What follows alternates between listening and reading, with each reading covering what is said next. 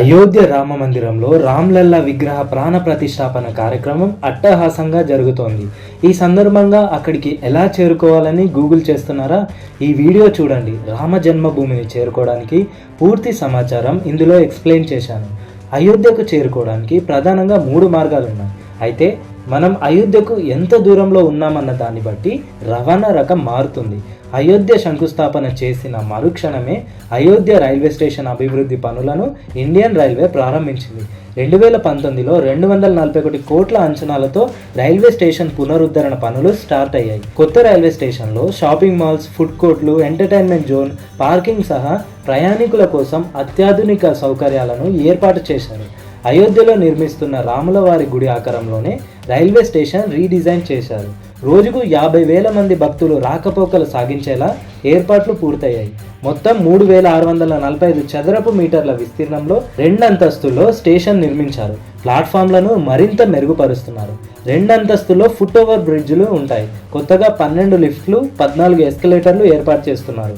స్టేషన్లోకి ప్రయాణికులు రావడం, బయటకు వెళ్లేందుకు వేర్వేరుగా గేట్లు ఏర్పాటు చేశారు. రైల్వే స్టేషన్ని ప్రధాని నరేంద్ర మోడీ 2023 డిసెంబర్ 30న ప్రారంభించి దానికి అయోధ్య ధామ్ జంక్షన్ అని పేరు పెట్టారు. అయోధ్యలో 2 మెయిన్ రైల్వే స్టేషన్లు ఉన్నాయి. ఒకటి అయోధ్య జంక్షన్, ఇంకోటి ఫైజాబాద్ లో ఉన్న అయోధ్య కంటోన్మెంట్. పేర్ల విషయంలో ప్రజలు కన్ఫ్యూజన్ కాకుండా అయోధ్య జంక్షన్ ను అయోధ్య ధామ్ జంక్షన్ గా పేరు మార్చారు. స్టేషన్ నిర్మాణానికి కాంక్రీట్ తో పాటు సున్నపు రాయితో చేసిన పిల్లర్లు ఉపయోగించారు. ఇక అయోధ్య రామ మందిరానికి ఫ్లైట్ లో రావాలనుకునే వారి కోసం ఎయిర్పోర్ట్ రెడీ అయింది.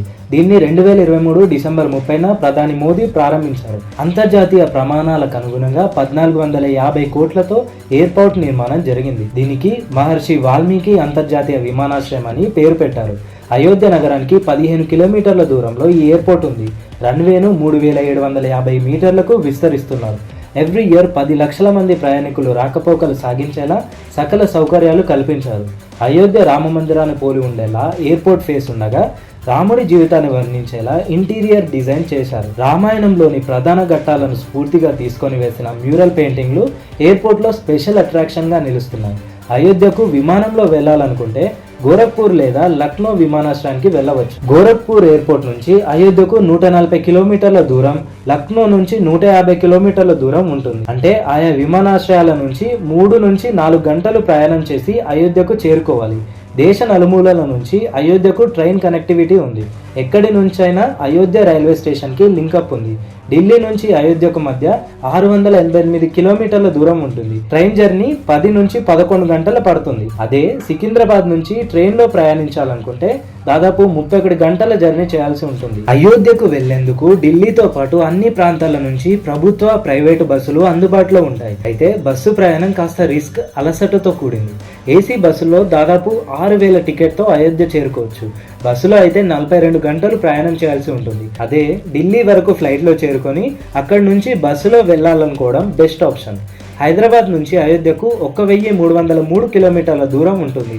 విశాఖపట్నం నుంచి అయోధ్యకు 1406 కిలోమీటర్ల దూరం ఉంది. ఇక్కడి ప్రయాణికులు సైతం ట్రైన్లో అయోధ్యకు చేరుకోవచ్చు. ఇదండి రామ జన్మభూమికి చేరుకోవడానికి ఉన్న మార్గాలు. అయోధ్య చేరుకోవడంలో ఇంకా మీకు ఏమైనా కన్ఫ్యూజన్స్ ఉంటే కామెంట్ సెక్షన్లో మీ డౌట్స్ రేజ్ చేయండి. That's all for this video. అయోధ్యపై నేను చేసిన వీడియోలు ఇన్ఫర్మేటివ్గా అనిపిస్తే రైట్ స్టాండ్ యూట్యూబ్ ఛానల్ని సబ్స్క్రైబ్ చేసి నోటిఫికేషన్లన్నీ రావడానికి బెల్ ఐకాన్ని ఆల్లో ఉంచుకోండి. వీడియో నచ్చితే తప్పకుండా లైక్ చేయండి, కామెంట్ చేయండి, ఫ్రెండ్స్ అండ్ ఫ్యామిలీ మెంబర్స్కి షేర్ చేయండి. Thank you.